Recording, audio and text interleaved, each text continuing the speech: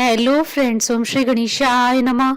जय श्री कृष्णा। आप सभी का स्वागत है आपके अपने यूट्यूब चैनल पर। फ्रेंड्स, आज हम आपको इस वीडियो में बताने जा रहे हैं माघ मास महात्म्य के पहले अध्याय की कथा के बारे में। फ्रेंड्स, वीडियो शुरू करने से पहले आपसे रिक्वेस्ट है, अगर आप हमारे चैनल पर नए हैं और आपने अभी तक चैनल को सब्सक्राइब नहीं किया है तो प्लीज सब्सक्राइब कीजिएगा चैनल को, साथ ही प्रेस कीजिएगा बेल आइकन को, जिससे नए वीडियो से रिलेटेड नोटिफिकेशन आपको तुरंत प्राप्त हो सके। और वीडियो पसंद आने पर वीडियो को लाइक और शेयर जरूर कीजिएगा ताकि सभी भक्तों को इस वीडियो का लाभ प्राप्त हो सके। और कमेंट बॉक्स में जय श्री कृष्णा जरूर लिखिएगा। माघ मास महात्म्य पहला अध्याय प्रारंभ।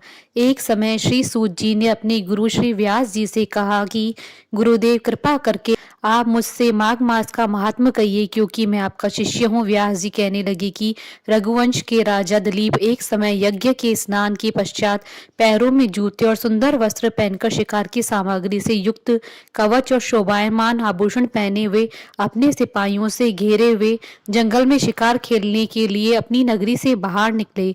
उनके सिपाही जंगल में शिकार के लिए मृग, व्याघ्र, सिंह आदि जंतुओं की तलाश में उधर उधर फिरने लगे। उस वन में वनस्थली अत्यंत शोभा को प्राप्त हो रही थी। कहीं कहीं मृगों के झुंड फिरते थे, कहीं गीदड़ अपना भयंकर शब्द कर रहे थे, कहीं गैंडों का समूह हाथियों के समान फिर रहा था, कहीं वृक्षों के कोटरों में बैठे हुए उल्लू अपना भयानक शब्द कर रहे थे, कहीं सिंगों के पद चिन्हों के साथ घायल मृगों के रक्त से भूमि लाल हो रही थी, कहीं दूध से भरी थनों वाली सुंदर भैंसें फिर रही थी, कहीं पर सुगंधित पुष्प, हरी भरी लताएं वन की शोभा को बढ़ा रही थी, कहीं बड़े बड़े पेड़ खड़े थे तो कहीं उन पेड़ों पर बड़े बड़े अजगर और कैंचुलियां भी पड़ी थी। उसी समय राजा के सिपाहियों के बाजे की आवाज सुनकर एक मृग वन से निकलकर भागने लगा और बड़ी बड़ी चौकड़ियां भरता हुआ आगे बढ़ा। राजा ने उसके पीछे अपना घोड़ा दौड़ाया, परंतु मृग पूरी शक्ति से भागने लगा। मृग कांटेदार वृक्षों के एक जंगल में घुसा और राजा ने भी उसके पीछे वन में प्रवेश किया, परंतु दूर जाकर मृग राजा की दृष्टि से ओझल होकर निकल गया। राजा निर्जन वन में अपने सैनिकों सहित प्यास के मारे अति दुखी हो गया।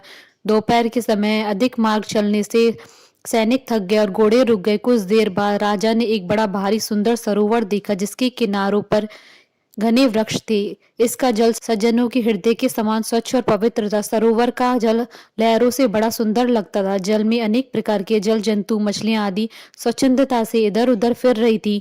दुष्टों के समान निर्दयी चित्त वाले मगरमच्छ भी थे। किसी किसी जगह लोभी के समान सिमाल भी पड़ी हुई थी। जैसे विपत्ति में पड़े हुए लोगों के दुखों को हरने वाले दानी पुरुष के समान यह सरोवर अपने जल से सबको सुखी करता था, जैसे मेघ चातक के दुख को हरता है। इस सरोवर को देखकर राजा की थकावट दूर हो गई। रात्रि को राजा ने वहीं विश्राम किया और सैनिक पहरा देने लगे और चारों तरफ फैल गए। रात के अंतिम समय में शूकरों के एक झुंड ने आकर सरोवर में पानी पिया और कमल के झुंड के पास आया। तब शिकारियों ने सावधान होकर शूकरों पर आक्रमण किया और उनको मारकर पृथ्वी पर गिरा दिया। उस समय सब शिकारी कोलाहल करते हुए बड़ी प्रसन्नता के साथ राजा के पास गया और राजा प्रभात हुआ देखकर उनके साथ ही अपनी नगरी की तरफ चल पड़ा, जिसका शरीर तपस्या और नियमों के कारण बिल्कुल सूख गया था। जो मृग छाला और वकल पहने हुए था और नख, रोम तथा केश धारण किए हुए था। राजा ने ऐसे घोर तपस्वी को देखकर बड़े आश्चर्य से उनको प्रणाम किया और हाथ जोड़कर खड़ा हो गया। तपस्वी ने राजा से कहा कि हे राजन, इस पुण्य शुभ माघ में इस सरोवर को छोड़कर तुम यहाँ से क्यों जाने की इच्छा करते हो? तब राजा कहने लगे कि महात्मन, मैं तो माघ मास में स्नान के फल को कुछ नहीं जानता, कृपा करके आप विस्तार पूर्वक बताइए। इति श्री माघ मास महात्म्य पहला अध्याय संपूर्ण। बोलिए भगवान विष्णु जी की जय, सनातन धर्म की जय। हमारे साथ इस वीडियो में अंत तक बने रहने के लिए आपका धन्यवाद। ओम श्री गणेशाय नमः। जय श्री कृष्णा।